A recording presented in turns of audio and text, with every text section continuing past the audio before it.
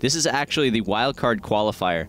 What that means is there's 1/16th spot left. It was supposed to be for a live qualifier, but that got phased out for IPL 5, and we're replacing it with this wild card qualifier where we have 4 teams playing a round robin to see which one can come out on top and get that 16th seat into the IPL 5, play for a ton of money and a ton of prestige as well. And that's kind of the first stop leading up to Season 3. We just got off the end of Season 2, so now we got to start thinking about the next step. Season 2 was amazing. It was monumentous in the history of esports, but for all of us here, for all of us working behind the scenes, we're always trying to make things better. And I say this a lot, but if you guys have any ideas of how we can improve for you or how anyone can improve, always speak up. The best way to get things better is to constantly give your feedback. But no feedback required. We're about to go into Champion Select. We're already in it. Let's talk about this game and see how things are going to go down. See if CLG can kind of put themselves in that first spot for the running. So far the bans coming in, Vayne and Shen from Absolute Legends. It's like, yeah, you know what, Vayne, yeah, we don't want to, we really don't have to deal with that right now. You saw it happen game number 1 versus Quantic. He's like, no, we're not big fans of that. Also, like, looking back, though, with AL's last match against Quantic, the first match of the group, actually, I mean, Shen, pretty typical of them to ban out, too. They also banned out, back then, Malphite and TF and Skarner and a few other of those, like, control junglers. But Orianna actually going to be the ban coming in for the last one there. And we've seen a little bit of Orianna play in the mid here from CLG. So yeah, a ton from MLG. Absolute Legends obviously doing their homework for that regard. Maybe watching the last couple of matches since the servers were down, not able to play any games, might as well watch some streams. Amazing Vayne play from Locodoco in game number 1. If you haven't checked that out, head over to the VOD section. See those games. But now Yoda's going to pick up Lee Sin for his team earlier on. That's going to give them a little bit of control. We're starting to see a shift, though, where Lee Sin, like, he used to be a top laner, a pretty common one back all the way long time ago in some of the IEM matches, but now starting to be able to be viable for that mid lane, having a lot of control over the mid depending on the champion he goes up against, and then having the roaming potential. So grabbing a lane agnostic champion right in the beginning, good pickup for Absolute Legends, but they're going to need to follow it up with something else that's going to be able to counteract Big Fat LP and Doublelift. As much as I and I think the rest of the world would like to continue seeing Lee Sin in the mid running amok, the safe play I feel would be throw him in the jungle. But even then, you still have a great pickup here in Olaf. They're again ambiguous. They can swap back and forth. One can go in top, one can go in jungle based on the situation. And considering the Evelynn, considering the Katarina, there's a lot of options. Now just slamming down that that random button with the fist is like, someone I like. I don't know if it's the random button, because if you look at the champions that he's actually selecting, they're all right next to each other. He's got a little different styles of just throwing off the casters just in case. Don't double-click accidentally grab somebody, because that would just be disastrous. But deciding to stick with the Katarina, I assume. There you go. There's the lock-in. So Cat versus TF there in the mid lane. Ezreal going to be down bot. And still though, got the Malphite pickup for CLG. Still not quite sure where that's going yet. Could be jungle, could be top. Not quite sure. This would be interesting, though, if this Lulu pick is real, because Locodoco has pretty much almost been like exclusively, Locodoco's near exclusively been Sona and Nunu. You know, since joining the team, I can't immediately recall him playing anything besides one of those two champions down bot lane. Well, hasn't played it in a little while here. This is the first time that he's moving on to the support with CLG, so he's going to learn a whole new role. If he's sticking with a few champions, it gives him a higher advantage or higher likelihood that he's going to get up to that pro-level potential a lot faster, but he's going to need to branch out his champion pool. Realizing that Locodoco is kind of the new link for the team, it wouldn't be too surprising that moving into IPL 5, if they make it, that they just ban out Locodoco's main champions, because he's going to be the one that's least comfortable going out for his third or fourth pick, and that's going to give whoever their opponent is a little bit of an edge. But if you look at the Lulu play specifically, over in Korea, StarTale was the ones that kind of revolutionized the Lulu top lane with just some AD carry that can push down. Try to take the turret down in the first 5 minutes, and then rotate down to the bottom lane and do it again. So he's got the understanding of the power of Lulu, how she can be versatile depending on what's going on. And with Doublelift there on Graves, that's just going to be a very versatile lane. They're going to be extremely tanky, very hard to gank for Lee Sin. Yep. So was he AD on StarTale? I can't quite remember. Was he? Of course he was AD. He's the best AD carry in the world. Why wouldn't he be playing support now, Lulu? A little bit of trolling. But whatever. I never really like delved too far into this. Like, what actually happened with him in StarTale? What was the cause of that break off? Well, the entire team was breaking away from the organization. They all kind of wanted to go to a different route. Lokodoko had a bunch of homes in mind for where he wanted to go, but with the conflicts that happened with CLG, he was very good friends with the team when they were over in Korea. He was actually part of helping to coach them, not necessarily on their play style, but just getting them into the right regimen to kind of be like the Korean pro gamers, take away whatever they could from the Koreans and bring it to CLG and bring it to North America. So that mix was already there. Lokodoko, he is a Korean national, but he has lived in North America for a decent chunk of time. He's perfectly fluent in English, loves the American culture. Oh, yeah. So he was looking for an excuse to come back to America anyway. It was a perfect fit, and as we're seeing this team grow together a little bit more, they're going to be a great contender for the top team in North America, like we saw at MLG. Yeah, and even during the Champions, I remember there was one show on OGN that I guess Hotshot was supposed to go on, but I guess he was being a bum that night, and St. Vicious was still the team, and you remember he went on instead, and tried to play some I Am Carry, which is a variety show they had in Korea, or not exactly a variety show, I don't know what they call it. A comedy show dealing with League of Legends, and St. Vicious was there with the Koreans who couldn't really speak that much English. It was a pretty entertaining thing to see. Did they get Lokodoko in on that too? He has come back for other matches. I didn't actually see the episode that he was on that show, but he was hosting another show right before coming over to America as well. So the Koreans, actually, Lokodoko is one of the most popular League of Legends players in Korea. He's got a great personality. The fans love him. He's also got a little bit of BM in him that I guess he learned from America. So USA. He's got a huge potential, not just in the game, but out of the game as well. And that's kind of a shift we're starting to see in esports, where these players, they need to be the best in the world at the game, but they also need to be able to reach out to their fans and give something a little bit more if they want to create like a wholesome life around esports. Now, if from what I understand is correct, I think Doublelift also has a pretty decent Korean following as well. Yes, he does, and especially with the casters and the streamers over there too. But you guys can go check all that out online. Yeah. OGN LOL's new season has started up if you want to go check out Doa, who used to work at IPL before heading over there, and then GG Monte Cristo from GG Chronicle. Yeah. They're going to be starting to cast, or they already have started to cast the new season, the winter season of the Korean League. That's going to be really exciting to see how that all comes down and where Azubu comes in, how Najin's second team is going to start to do, and all the other Korean teams that are developing up in their wake as well. A lot of strategies are going to be coming out of there that the North American teams are going to start to adopt. So if you want to see what's going to be happening in the next 3 months, watch the Koreans now. Yes, and some big things are already happening too. I think the KT Rolster teams are actually the B team is actually doing really damn well. Yeah, a little bit surprising there, but not so much a KT fan. I'm more of an SKT fan. They haven't picked up their League of Legends squad quite yet, but crossing my fingers for that in the future as all the Kespa teams realize how incredibly valuable it is to have a presence in League of Legends. The marketing potential is so high over in Korea for this game. Well, and I guess around the world as well for all you guys watching us as well. I mean, worldwide even on the... I still remember... Like some of the first months I was here, ads for Gunners in the BART over here, and it's like, I'm waiting for a train one day. It's like, why is Ocelot on the wall of the? Oh, he's on a Gunners ad.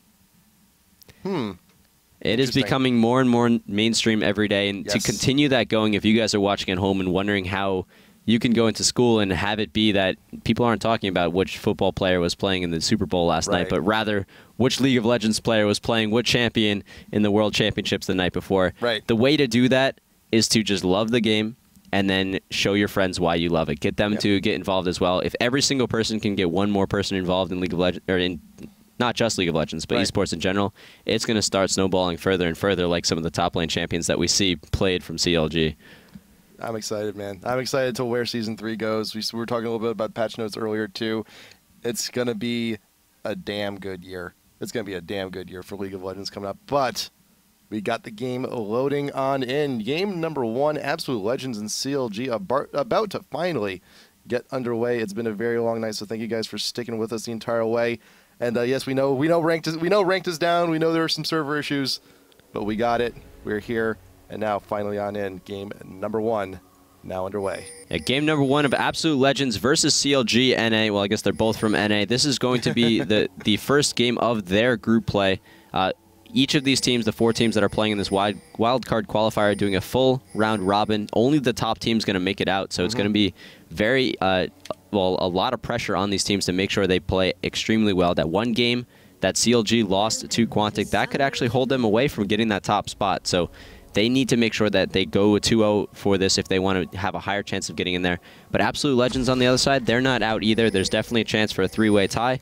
They are going to be trying to do their best for this. And right off the bat, we see a little bit of aggression coming out from CLG. They're trying to get some good ward coverage. Saw Lulu and Olaf be a little over-eager, getting that ward into the Wraith location to be able to check out where Yoda is going to be going around his own jungle. That's going to give them intel for the next 3 minutes, able to just decide where they're going to be doing from then on. But the ward coverage on the other side for Absolute Legends, a little bit more defensive. Not quite into the enemy jungle. They weren't sure where everyone was, and they didn't want to lose an early fight, kind of like what happened to Quantic in Game 3 last time. Yeah, anytime you can get an offensive ward like this very early into the game, relatively or completely unscathed, it can only do good things. So Yoda, Lee Sin, traditionally he starts at red, so it's logical they'd start over at Wraiths and go on down. What that ward does is that if he makes a transition back up, if the Wraiths respawn and he takes back that camp, they'll have CLG will know about it. If he decides to make an attempt on mid, he'll have to go all the way around and up through the river if he wants to do it, or go back away around through blue. And that ward also allows for an attempt on the Wraiths.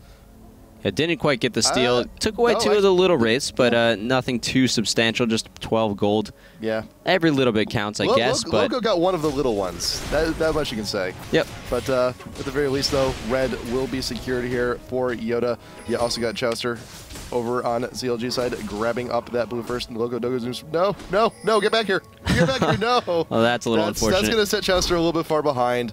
And he could have, I mean, he was on his way to doing a smiteless blue, but unfortunately that will not be the case. The leashes, the resets, they do happen sometimes. Yeah, that couple seconds there kind of balanced out the 12 gold that they were able to steal out of the enemy jungle. Perfect. The one advantage that you get when you're doing an invasion like that, a soft invasion per se, you're not necessarily looking for a kill. You're not necessarily looking to absolutely steal one of the big jungle creeps.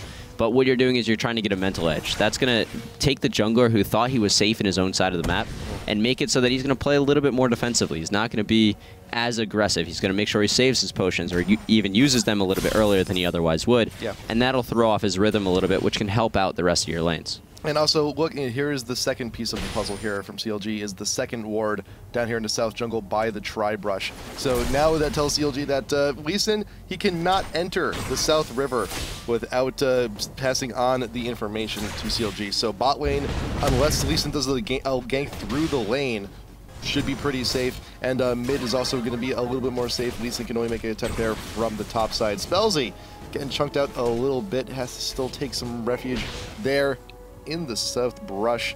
Lee Sin actually looking for a potential lane gank there, coming up from the lane in mid, which is a little bit of an unusual path, but if you can manage to get in there, and Lee Sin is very mobile, he can do it. Also Chowster now starting up on his red just in time. This is around 3:30. If you can grab that red, it's perfect timing. Yeah, he was looking to go for a gank. They saw Lee Sin in the bottom jungle, so they knew they were safe there. Didn't quite see the opportunity, and as his smite came off cooldown, he just backed off and grabbed the red quickly again. Didn't have to waste much health there, so now he's going to be pretty well set to go for a lane gank in bottom lane after he grabs his wolves, or try to do a little bit of a counter jungling against Yoda. We see Yoda, he doesn't see an opportunity. Well, actually, he might see one here coming. Loco and Double Lift, and that's the thing with barely outside the vision, so he's going to be trying to pull the trigger. He is going to get spotted. That's going to allow Double Lift and Locodoco to kind of back away here. Robert jumping in here is going to put on a little bit of damage to Locodoco, but nothing really to write home about. He's going to have to back off as well. Yeah, that is a good attempt, good pressure, and at least let CLG know that, hey, if we're going to be pressured like this, we're not going to be going down without a fight. And that is one of the great things that Lulu provides in that support role, is that Glitter Lance, that poke, that harass is massive. Meanwhile, in the mid, Chowster trying to throw on the axe. Luigi with the side step manages to get out of there, still going for harass, uses Shunpo, get on in, but the shield is there from Lee Sin to make sure that she'll be a little, she won't be as damaged.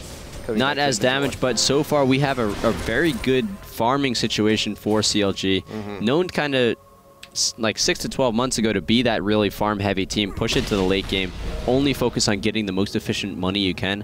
Now they're trying to mix it up a little bit, be very aggressive when they see the opportunity, which is what we saw in the last series.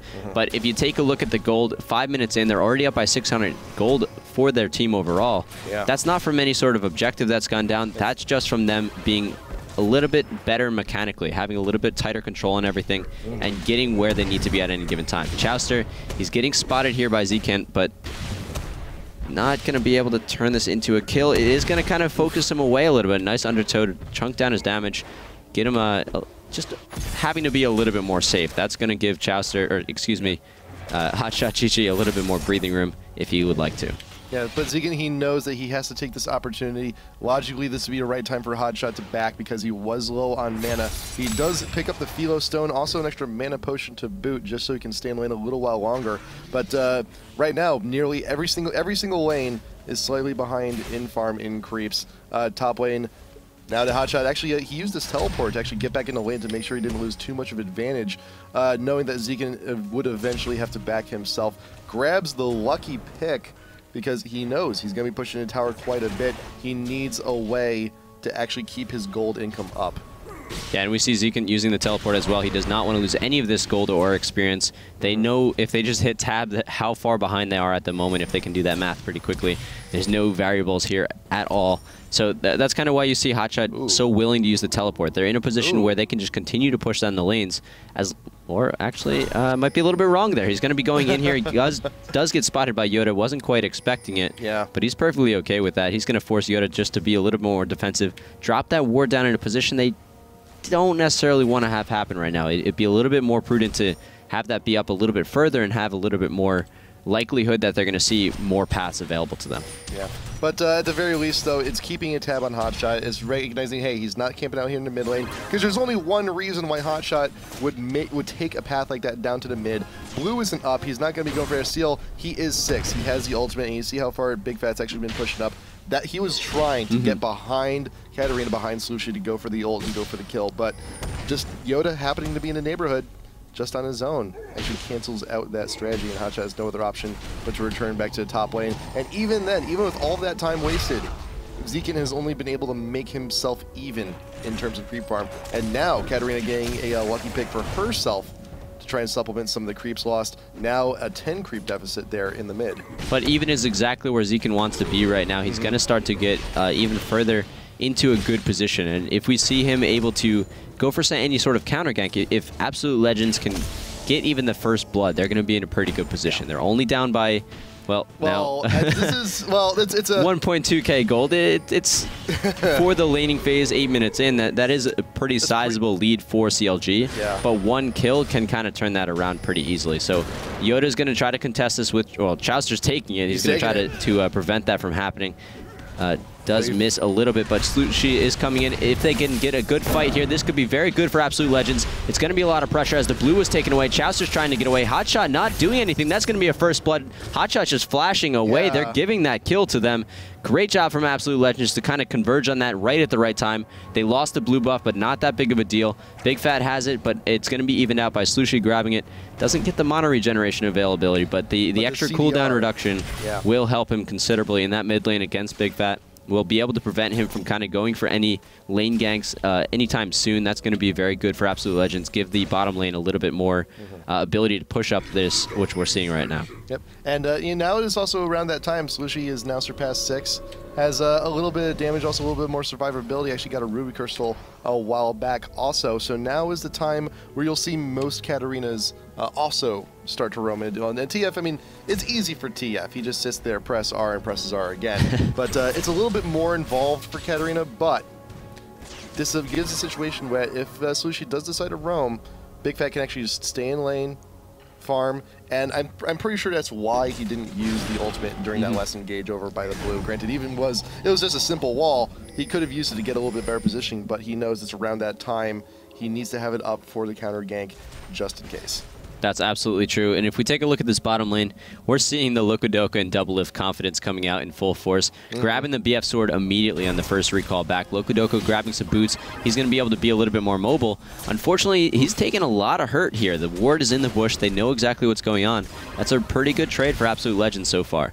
If they were able to get away from Double Lift, that would have been even better. But no, now Spellsy gets chunked down immediately as Lokodoka hits level 6. He was able to drop that crescendo on. That's going to be a great position for them. game. There's the power that we normally see out of this bottom lane from CLG. Absolute Legends not out of the game quite yet, but they're going to need to start tightening things up a little bit in all of their lanes. Yep, Yoda rushing on down, making a mad dash. He's looking to help out the lane just a little bit, and with his presence down, Rob is actually moving on in, but a buckshot straight to the face. Every single shot connecting with Ezreal. Yoda wants to connect. There is the flash and a dragon kick. Gonna grab that kill. We're gonna watch that Katarina kill in just a second, though. Has to make sure if Locodo gets out okay. But now we're gonna go back because that was a pretty quick kill onto Slushy here. So we're gonna see what transpired.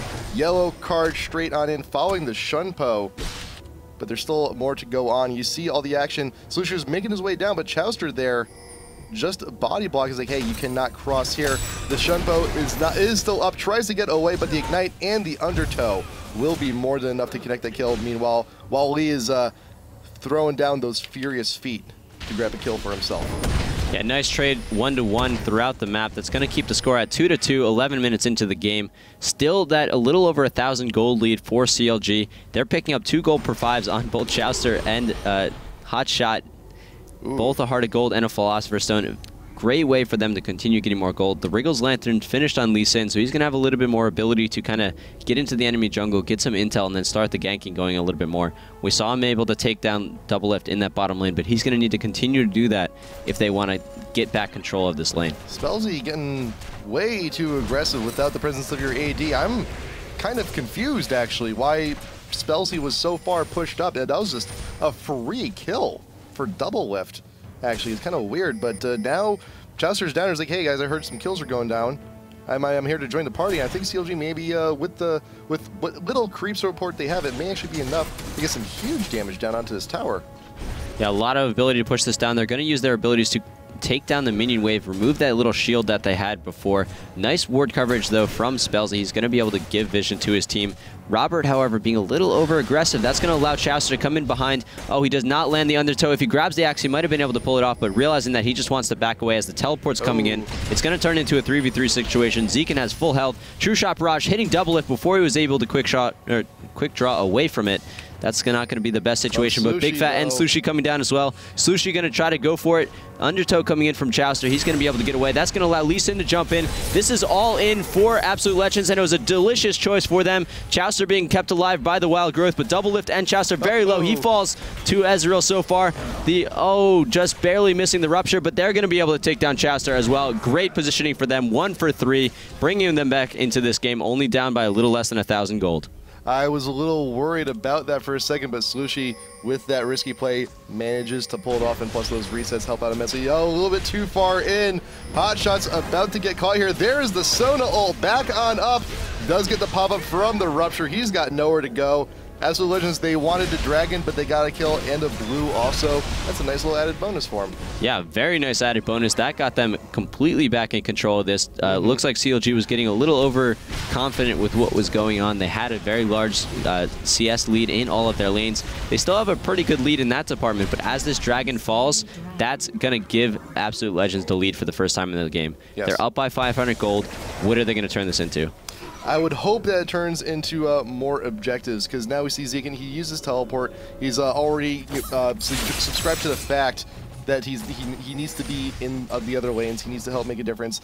And Slushy, still, Katarina, you're pretty mobile. You can still help out in the other lane. So I think I can expect a lot more action going down the bot and the mid to try and force out some of those towers. But remember, this is Hotshot we're talking about. He loves to stay in the top lane. He loves to not move if ever given the opportunity. So that was the Hotshot from a little while ago. The Hotshot right now is going to start helping his team, but that's not going to help it too much, as Doublelift is going to take down another kill in the 2v2 lane, taking down Robert. That's going to allow them to push down this turret pretty easily with only Spellsy there to say anything about it. Lee Sin's nowhere nearby to support, but Locodoco and Doublelift don't realize that. They don't know where Katarina is as well. 2 unknowns, you don't want to take the risk. They're going to back off. Right, and with that 1 kill though, we're back to a CLG with the lead. That's a tad unfortunate for him, but still though, we've seen AL with those fantastic team fights. They could pull out some magic once again. But we'll have to wait a few more minutes because those teleports are now down. Champs are still looking to roam. We may have a huge engage actually soon coming up here in the top lane, because Hotshot, his ult is up, his flash is down, his teleport's down. so he has very few escapes available to him. You got the TFL come on in. They know what's about to transpire, teleporting right underneath the turret, but Zekin not within range, and he didn't draw aggro either, but at the very least, you drew away Slushy and took out Yoda from that fight. But it's now going to be a mad dash. We got to get back to mid. There's a creep wave pushing. We need to help that. That's absolutely true. They want to kind of make sure that they weren't able to convert that into a kill, but they don't want any sort of other losses throughout the map. Doublelift pushing up intelligently here. He does have Locodoco available, but the thing is they don't have everything they need to be able to fight this properly. Dropping him into a bunny. Slushy's going to back off there. Spitting knives are not nearly as bad when they're actually spitting furballs.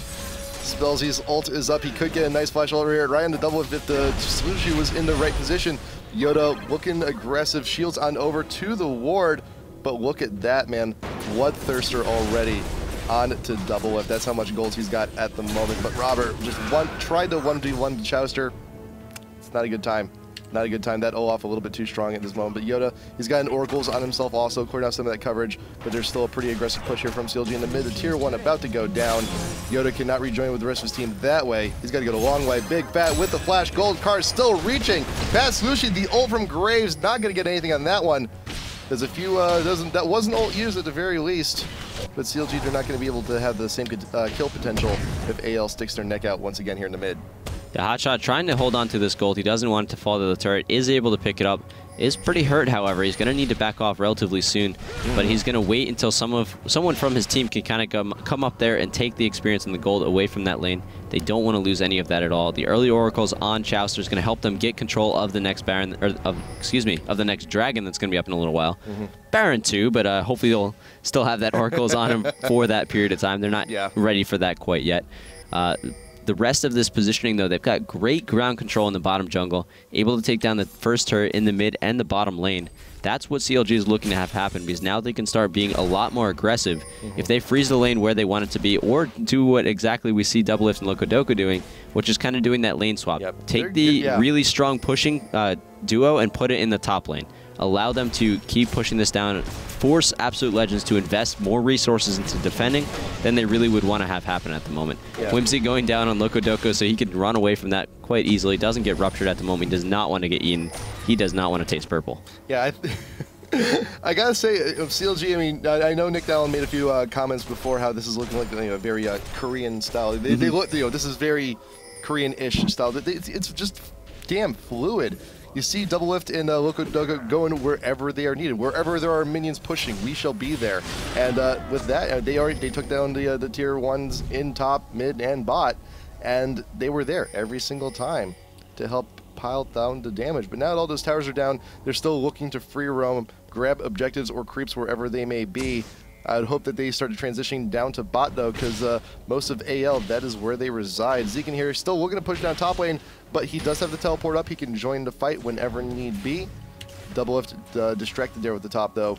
Oh, and Spellsy being a little too aggressive. He is going to get initiated on by Hotshot. That's an instantly dead Sona. Ouch. Sorry, game over. A little bit unfortunate. The ward he dropped, not even going to stick around as the Oracles from Chowster is going to eliminate that. Meanwhile, Zekin in the top lane's going toe-to-toe with Doublelift. He's doing a decent amount of damage, but if Doublelift can get away at all, he's going to be in a pretty good position with that fully farmed Bloodthirster. Double Thirster. He will actually be doing a great job with it, but the flash and the feast comes out. Zekin is able to take down Doublelift. That's going to remove a bunch of stacks from the Bloodthirster. However, in the bottom lane, we've got another engagement going on. Hotshot and Chowster screwing around Absolute Legends jungle. Slushy throwing down knives. Here comes the TF ult, but where is he going? He's actually going top lane. We'll see it in a second. Hotshot going down. Meanwhile, top, you did have Big Fat help out with the kill. That was a very weak Cho. Teleport gold card, easy, no big deal. Yeah, he was actually trying to teleport out of the situation. He realized how dangerous he was, but he realized it just a little bit too late. That's unfortunate. His little Doublelift in his belly is not going to sit too well. That's going to be removed. He's not going to get that extra health bonus available to him. Dragon's going to be... Or did they actually grab Dragon? It should be up in a little bit. Not too long. I missed the timer on that, excuse me. But now we have Robert and Spellsy. They're going to realize that they have a little bit of time. Just back up. All right. That's what I thought. I looked away from the minimap for a few seconds. Right. I know I can't do that. That's not a good thing. But the turret's going to go down here, and when that goes down, that's going to kind of counteract the ground control that CLG had. But Chowster, he's going to run around with his Oracle still. Make sure that Absolute Legends has no vision. And with no vision, they don't want to take the risk at all. They're going to back off here. Oh, Yoda drops in a ward. He sees what's going on, but they only have 3 players available to them. Zekin doesn't have his teleport, and he's just going to head back up to the top lane, giving this dragon to CLG. Yeah, right now, Absolute Legends, they were way out of position. They had no ward coverage. They had the Oracle still to contend with, and they also had a few weakened members where, hey, a 3v5 and we're already weak, that's just bad news. We can't contest it. So with that, the dragon is given up, and CLG's lead continues to extend, now nearing 5K here onto the 21st minute. CLG swooping on in around the Baron pit with that Oracles, checking to make sure there is no coverage, and alas, there is not. But Absolute Legends, they are doing the right thing. They are starting to roam in a pack. The laning phase is pretty much far done at this point, but Zekin actually going to be taking the blue buff this time around. The ruptures, the silence, he needs that feast. I mean, he's the hungry dude. He needs to get huge. He needs to grow up. Yes, he does, seeing as he has died a little bit too much so far. Yeah, one time is more than he needs to have happen. But if your number of deaths that you have in top lane is not 0, you could be doing better. Period. Of course. Well, that's every lane. That's nearly every lane. But top lane is very important. If you're not playing perfectly, you're not going to win Season 3, and that's what both of these teams are going to be trying to do. Absolute Legends still kind of needs to earn their berth into it, but with all the different paths that Riot has laid out for people, they're most likely going to get into a position for that. CLG already secured their spot. They're just going to be looking to kind of tighten up their play a little bit, make sure that Locodoco becomes the perfect fit for the team, and they stick with this 5-man team for the entire Season 3. So now here, 22nd minute, you got Hotshot on his zone, pushing on bot. You got Doublelift on his zone, pushing up top. And while we're talking about the Korean style, the fluid play, you still see the small shinings of the old style CLG, where they do still enjoy their occasional split push whenever they get the opportunity, and they're doing very well at it. And that's the thing, right now, AL's attention is split. They have to try and do their best to focus on whatever lane they can. The True Shot Barrage, Hotshot still ignited, 40 health, minion damage, actually still soaring through the air. Where's TF going? He's down bot lane. Slushy followed a little bit too far in a precarious spot, still with the Shunpo, but we'll see what's happening here first with Yoda down in the top lane. Locodoco still trying to poke down Big Fat in a bad spot. Rob uses the flash. Can he actually get through the brush? One more auto tech. There's the gold card, but the cleanse to keep the damage away from the ignite. Olaf is down there also, but Doublelift has been wild growth here in the top river. Rob, can you get away? You're sandwiched between an axe and a rock. That's a bad place to be, but Loco, flash over the wall through the tri-ramp, escapes the rupture, will be fine. I may not be able to say the same for Doublelift, but there is a tower to protect him. Rupture, juking that. Silence, can't get away. Shunpo and a dagger. Kill for Slushy. Bonus Chowster, maybe. He will be able to take Katarina with him at the very least, yes, but he pops the ultimate, walks away, and there's a TP from Hotshot. Yeah, this all started with a good guy, Big Fat, jumping in there, sacrificing himself for a trade, feeding Chowster just that much more, as Olaf is starting to get even scarier running through here. Shirelius is almost off cooldown, but he doesn't even need it. They're able to take down everyone anyway. The flash is going off. If they can finish off Yoda, this will be a very good position for them. Oh, nice. The Oracles will be removed, but no, Zekin coming in here is going to try to save him. There is the ability for him to jump away if he goes for it, but no, Hotshot's going to have his ultimate off cooldown, going to finish him off. There goes the Oracles. There goes a bit of chunk of change that they're going to need to spend once again. We were talking to TSM yesterday, and they were pretty much saying that this game is kind of turned into who can get the Oracles early and who can keep it longer. That's going to give a team vision control, and with that, these teams are getting smart enough that they know exactly what to play when they know what the other team's doing. So removing that Oracles is huge for CLG. That forces AL to spend 400 more gold. They might not have that available to them right now. And if you don't have it at all, you can't move out. And when you can't move out, you can't get more gold. And then you can't get the new Oracles, and you lose the game. Yes, and right now, CLG is holding on to theirs. Absolute Legends cannot say the same for them, unfortunately. The income at this point in the game is severely lacking for AL. It's a little, you're definitely in a bad spot when you're 7K behind around the 25-minute mark. And even like small leads, about like 1 or 2K, you're still in an okay spot. 3, 4, it's nothing impossible. Now at this point, this early in the game, it has become quite a daunting task. But for now, though, we do have the pause coming on in. Hope servers, for the love of God, do not go down again. My heart will not be able to deal with it. A pause has nothing to do with servers. Pauses are a good sign. That means they'll come back eventually. Exactly. But we can't have a game here on the IPL wildcard without some sort of wild pauses going on. So they're just giving their mandatory pause timer at the moment, or apparently playing World of Tanks. Oh, they better not be. Hotshot. I hope they paid you for that product placement. I hope you got like at least a sandwich off that. We might be getting a little bit of World of Tanks action here at IPL eventually, maybe. I don't know.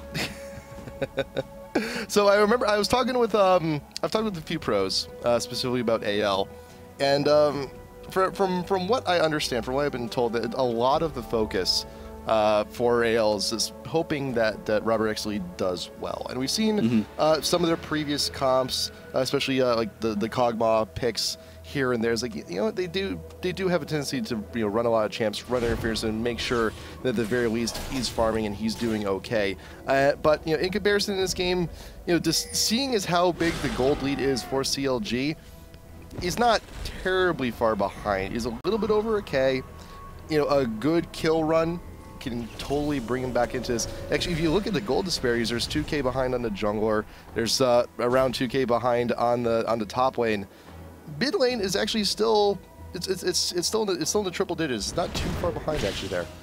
Yeah, and that's a lot of what we've seen is Big Fat is kind of going for those assists, making sure he's roaming a little bit more, allowing Slushy just to kind of get a little bit more ability to come back with that department. But Double Lift just oh, they got it. Don't worry.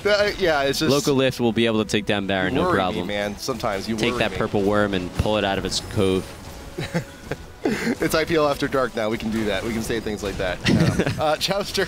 Depending on where in the world our viewers are coming from right now. But anyway. Chowster in the middle of the pit, taking that Baron. Big Fat with the teleport and the ultimate coming on in. And that is a 25.5-minute Baron. That dude's going to be coming back up in the 32-minute mark, but there's a while until that happens. Ping's going down. Sight on Lokodoko. Does get out of there, teleports out in time, but the rupture inside the pit allows Absolute Legends to know, damn guys, we missed something huge. Where were we? Now finishing off the Zeke's Herald for the team. That's going to give even more ability for Lokodoko just to compete, for Hotshot to continue to chase down everyone that they need to. Yeah. There's a lot of power coming out from the CLG lineup. We were talking before that Robert is kind of the focus for Absolute Legends. Try to get him farmed early and then keep him defended later on. The lineup was set up for that, the composition that they had, but the thing is he just got caught out a few too many times. They didn't have the ward coverage they needed to, and a lot of that came down to that early oracles that Chowster was able to get. Just continue to go around with it. There were also a few misplays from Spellsy. Just sitting in the brush. You know, as supports by the way in those early levels. Usually, in most of those situations, you're not going to be able to 1v1 the enemy AD. Well, he was doing a pretty good job with a couple of the instances, but the other ones that one made up for it in the negative way. The other one, a little bit more unfortunate when he was going down to place the ward in the bot tri-brush. Stuff like that happens. Bush checks happen. You know, put that one. But those early kills, those early advantages can sometimes allow the enemy AD to spiral way out of control. Sometimes all it takes is just one kill. And we're now seeing how much of a lead he's actually taken out into this game along with the rest of the team. Mid-tier 2 going down pretty quick. There is the Malphite ult right underneath the tier 3. Sona ult going down. Chowster does not care. Hotshot with the wild growth, keeping Slushy behind. That is going to be another kill. Big Fat taking that one. Zeke needs to flash on Ira, but he will not live. Double Lift looking to clean on up. Buckshot. Robert using the cleanse. Not enough. Yoda is slow. Dash over to the ward. And he's going back to the fountain. I think there may actually be enough time for CLG to actually win it right here. Yeah, there is 30 seconds before all of Absolute Legends will be back available to defend this, and 30 seconds is a lot of time for CLG. A fully farmed, a fully alive team here for them. They've got Baron buff, they've got other buffs as well. Big Fat, right before this push, was able to finish off his Void Staff. Coming in here, there's a lot of damage they're doing on the Nexus. That's going to be GG for game 1. There you go. Game number 1 going to be going over to CLG Prime, Absolute Legends. They still have a very slim chance, but if they can manage to take game number 2 or 3, they can still be in a situation where they might be able to force that tie. But CLG is looking, CLG has always been a historically strong team, and we're just seeing more of that even here tonight. Yeah, they were able to get the lead early on in the lanes. They had a lot of farming potential over the enemy team. That little bit of gold they had gave them a lot of confidence, however, and with that confidence, CLG got a little emotional, I guess. They kind of pushed in a little bit further than they should have. Absolute Legends was able to come back and regain the lead. The issue was they weren't able to hold on to it. So in Game 2, they definitely have the potential to come back, start out a little bit early, earlier than they did that game. If they can get the lead earlier on and then hold it just by tightening up a little bit of things, don't let Robert get caught off on his own. Yep. Don't have Spellsy go and poke out on his own either. They need to play as a cohesive duo unit. They can start to move into the mid game with a bit more control, and then we could see a completely different game in game number 2. Yeah, and as you saw in the first series, CLG, they can definitely take advantage of a team that is not organized, or a team that likes to go one by one into a brush and all die individually.